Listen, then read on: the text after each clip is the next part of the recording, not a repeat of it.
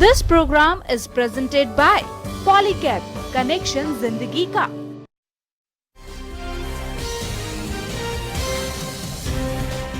અનામત આંદોલન ઠારવા બિન અનામત વર્ગ માટે યોજના જાહેર। સરકારી નોકરીની વયમાં 5 વર્ષની છૂટછાટ, ફીમાં મહત્તમ 2 લાખની સહાય।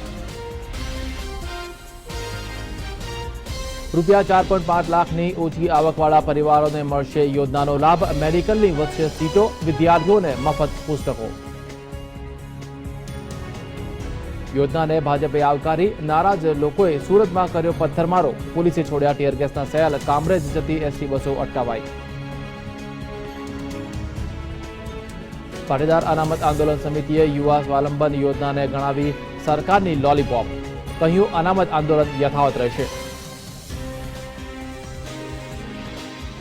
હાઈકોર્ટે કાઢી હાર્દિકની ઝાટકણી, 29 સપ્ટેમ્બર સુધી બેફામ નિવેદનબાજી અને પ્રેસ કોન્ફરન્સ પર પ્રતિબંધ।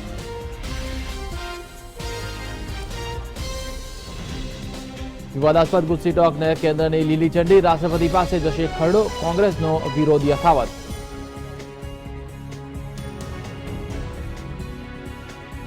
મક્કાની મસ્જિદ પાસે મીના ખાતે થયેલી ભાગદોડમાં 717 લોકોના મોત, 800થી વધુ ઘાયલ। વડાપ્રધાને સંવેદના વ્યક્ત કરી।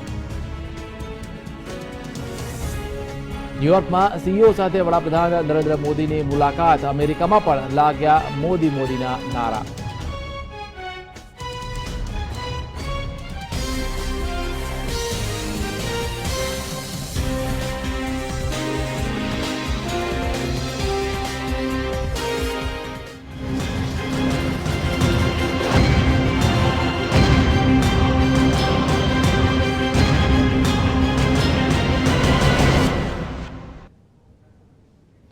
નમસ્કાર, અમારી વિશેષ રજૂઆતમાં આપનું સ્વાગત છે। હું છું વિશાલ।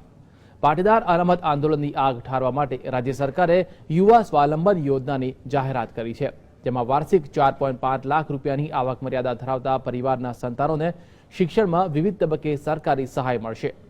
પાટીદાર સંકલન સમિતિ અને ઓબીસી એકતા મંચે આ યોજનાને આવકારી છે, જ્યારે પાટીદાર અનામત આંદોલન સમિતિએ આ યોજનાને સરકારી લોલીપોપ સાથે સરખાવી છે। સવાલ એ થાય છે કે હવે અનામત આંદોલન કઈ દિશામાં જશે, કયા મુદ્દાઓ સાથે આગળ વધશે? તો સાથે જ એવો પણ સવાલ થાય છે કે મોંઘા થતા શિક્ષણમાં સરકારી સહાયને બદલે શિક્ષણ જ સસ્તું થાય તો યોજનાની કોઈ જ જરૂરિયાત પણ ન રહે। એક ચર્ચા એવી પણ છે કે સ્થાનિક સ્વરાજ્યની ચૂંટણીઓ આવી રહી છે, એટલે સરકારે બજેટની જેમ આ યોજના જાહેર કરી છે।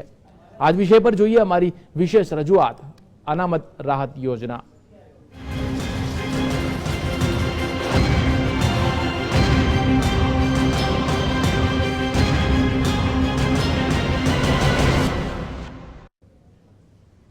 અનામતને લઈને રાજ્યમાં ઊભી થયેલી સ્થિતિના નિરાકરણ માટે રાજ્ય સરકાર દ્વારા બિન અનામતના આર્થિક પછાત વર્ગ માટે મુખ્યપ્રધાન યુવા સ્વાવલંબન યોજનાની જાહેરાત કરાઈ છે। મુખ્યપ્રધાન આનંદીબેન પટેલે બિન અનામત વર્ગ માટે જાહેરાત કરતા જેમની વાર્ષિક આવક 4.5 લાખ રૂપિયાથી ઓછી હશે તેવા બિન અનામત વર્ગના લોકો માટે યોજનાની જાહેરાત કરી છે। સરકાર સેલ્ફ ફાઇનાન્સ કોલેજોમાં વધુમાં વધુ મેડિકલ અભ્યાસ માટે 2 લાખની સહાય આપશે।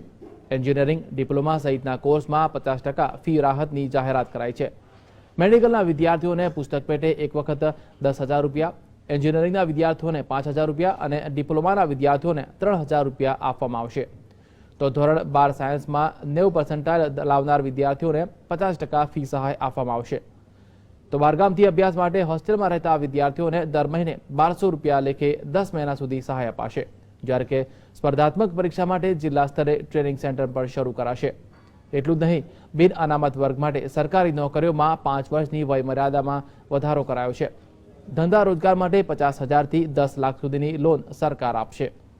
3 વર્ષ સુધી 5%ની વ્યાજ સહાય સરકાર આપશે। મેડિકલ અને એન્જિનિયરિંગના વિદ્યાર્થીઓને પુસ્તકો ખરીદવા 5,000ની સહાય કરાશે।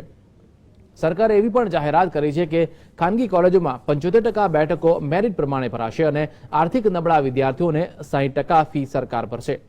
સરકારી અને ખાનગી કોલેજોના પ્રવેશ ફોર્મની ફી સરકાર એક સરખી નક્કી કરશે। આ ઉપરાંત અમદાવાદ, વડોદરા અને કરમસદમાં 700 કરોડ રૂપિયાના ખર્ચે ગુજરાત સરકાર મેડિકલની સીટો વધારશે। વડનગરમાં 150, સુરતમાં 100, વીએસમાં 150, વડોદરામાં 50 મેડિકલ બેઠકો વધશે। મેડિકલ નીતિ 2017-18 થી અમલી બનશે।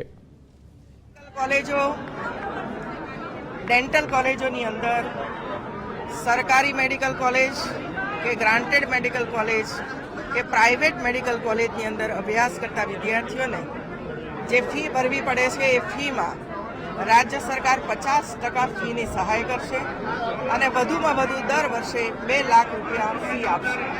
મતલબ 4 વર્ષનો 5 વર્ષનો અભ્યાસક્રમ હોય તો 10 લાખ સુધીની ફીની સહાય રાજ્ય સરકાર કરશે. એ ઉપરાંત એન્જિનિયરિંગ કોલેજો જેટલી પણ એન્જિનિયરિંગ કોલેજો છે, ઓટોમોબાઈલ હોય કે કોઈ પણ હોય, એની અંદર પણ ફીમાં 50% રાહત આપવામાં આવશે અને વધુમાં વધુ 50,000 રૂપિયા સુધીની સહાય કરશે અને દર વર્ષે એ 50,000 રૂપિયા એક વિદ્યાર્થીને સમય આપવામાં આવશે. ડિપ્લોમામાં જે વિદ્યાર્થીઓ અભ્યાસ કરે છે 10મા ધોરણ પછી 12મા ધોરણ પછી ITI હોય કે પોલિટેકનિક હોય, એ કોલેજોની અંદર વિદ્યાર્થીઓ જાય છે ત્યારે એ વિદ્યાર્થીઓની પણ જે ફી છે એ ફીમાં 50%ની રાહત આપવામાં આવશે. જે 10મા ધોરણ જે 12મા ધોરણની પરીક્ષાઓ થાય છે એની અંદર 90% આવ્યા હોય ત્યાં સુધીના વિદ્યાર્થીઓને આનો લાભ પ્રાપ્ત થશે અને લગભગ એટલા જ વિદ્યાર્થીઓની સીટો આ હોય છે. એટલે હું એમ કહી શકું કે લગભગ 60 થી 70,000 જેટલા વિદ્યાર્થીઓને આ ફીનો લાભ પ્રાપ્ત થશે. જેટલા વિદ્યાર્થીઓને પ્રાઇવેટમાં જવું પડ્યું હશે, અનામતના વિદ્યાર્થીઓ આવવાને કારણે પ્રાઇવેટમાં જવું પડ્યું હશે, એ વિદ્યાર્થીઓનો ફીનો તમામ ડિફરન્ટ ફી રાજ્ય સરકાર આપશે. ડિફરન્ટ એ રાજ્ય સરકાર આપશે. પુસ્તકોની સહાય પણ રાજ્ય સરકાર કરશે, જે રીતે SC ST OBC ના કરીએ છીએ તે જ રીતે. તો આ સમગ્ર મુદ્દે ચર્ચા કરવા જીએસટીવીના સ્ટુડિયોમાં ઉપસ્થિત છે બે રાજકીય વિશ્લેષકો દિલીપ ગોહેલ અને મહેશભાઈ પંડ્યા. બંનેનું સ્વાગત છે જીએસટીવીમાં. મહેશભાઈ, સૌપ્રથમ આપને પૂછવા માંગી છે, ખાસો બધો હોબાળો થયો, અનામતની માંગ સાથે રજૂઆત પણ થઈ અને છેવટે સરકારે સહાય પેકેજની જાહેરાત કરવી પડી છે. તમે શું માનો છો? હાર્દિકે તો આ સમગ્ર જે પેકેજ છે એને લોલીપોપ કહી છે. તમને શું લાગે છે, આ લોલીપોપ છે કે જે જરૂરિયાતમંદ માટે લોકો માટે જોલીપોપ છે? જો આમાં એવું છે કે નરેન્દ્રભાઈ હંમેશા એવું કહેતા હતા કે આફતને અવસરમાં બદલી નાખો. એમના ઉતારદી છે આનંદીબેન. એટલે અનામત આંદોલનનું એક સાધન એનો ઉપયોગ કરીને આ ભાદરવે ભરપૂર ભાજપે કરી નાખ્યું. એ જે મહાનગરપાલિકાની ચૂંટણીઓ આવે છે અને પછી વિધાનસભાની પણ આવશે. સવાલ અનામતના આંદોલન અને એના બીજા ફાયદા ગેરફાયદા. સવાલ એ થાય કે આ જે પેકેજ જાહેર કર્યું એની પારદર્શિતા ક્યાં છે? તમે 5 સભ્યોની કમિટી બનાવેલી કેબિનેટ મંત્રીઓની, જી, રજૂઆતો કેટલી મળી, કેવી રજૂઆતો હતી, એનું આ પ્રતિબિંબ છે કે પછી સરકારે નક્કી જ કર્યું હતું અને આ કર્યું? અને બીજો વિશાલ સવાલ એ થાય કે તમે આ કોઈ પેકેજ એવું નથી ના સામાન્ય જેમાં 1000 કરોડનો ખર્ચો થવાનો છે, કાયમી ધોરણ છે. વિધાનસભાને વિશ્વાસમાં લેવી જોઈતી હતી, કારણ કે આટલી મોટી જોગવાઈઓ ક્યાંથી કરશો તમે? અને એટલા માટે જો સત્ર બોલાવવામાં આવ્યું હોત, વિશેષ સત્ર, અને જો એમાં ચર્ચાના અંતે જો કરવામાં આવ્યું તો પારદર્શિતા પણ જોવા મળત. ખબર જ નથી કે આ 5 સભ્યોની કમિટીમાં કેવા પ્રકારની રજૂઆતો થઈ, શું થયું અને પછી આ પેકેજ આવ્યું તે. એટલે પછી હાર્દિકની જે બોલે તે એની સાથે બહુ મતલબ નથી, પણ જે પેકેજ આપવામાં આવ્યું છે એમાં ખરેખર લોકોની માગણીઓ પ્રમાણેનું છે કે કેમ, એક સવાલ ચોક્કસ ઊભો થાય. જી દિલીપભાઈ, આપને પૂછવા માંગી છે, તમને શું લાગે છે જે પેકેજ જાહેરાત થયું છે, આ પેકેજનું પોસ્ટમોર્ટમ તમે કઈ રીતે કરશો? એટલે આમાં એવું છે, આપણે પેલું પુણ્ય છે કે પડીકામાં આપી ન શકાય. પડીકામાં જે પુણ્ય આપો એનાથી કે પુણ્ય મળતું નથી. પેકેજ તમે આપો ને એના ટુકડા તમે નાખો, એના કારણે કેટલાકને થોડું થોડું ખાવાનું મળે, પણ કોઈનું પેટ નથી ભરાતું. ક્યારેય કોઈ પેકેજથી કોઈને સંતોષ મળ્યો એવું થયું નથી. એટલે મહેશભાઈ જે વાત કરી ને એ બહુ અગત્યની છે. પારદર્શિતા નથી, પણ આપણે કદાચ પારદર્શિતા છોડી દઈએ, સરકારને કદાચ આમાં કંઈ છુપાવવાનું નહોતું, પરંતુ એમણે છેલ્લે જે કહ્યું કે જે ડિમાન્ડ હતી અને જે સમસ્યા હતી એ સમસ્યાને ઉકેલવાને ધ્યાનમાં રાખીને આખું પેકેજ બન્યું છે. ખરું, ઉપરથી આમ આખું જે આપણે સમજશું, પૂરેપૂરું ડિટેલ વાંચીશું ત્યારે ખબર પડશે. પ્રથમ દ્રષ્ટિએ જો ઉપરથી જોઈએ ને તો એવું લાગે છે કે આપણી આ જે શિક્ષણ વ્યવસ્થા ખાડે ગઈ છે. છેલ્લા 15 વર્ષમાં ભાજપે શિક્ષણને સ્તર ઘટાડ્યું છે, ફી ઊંચી કરી છે, મોંઘું કરી દીધું છે.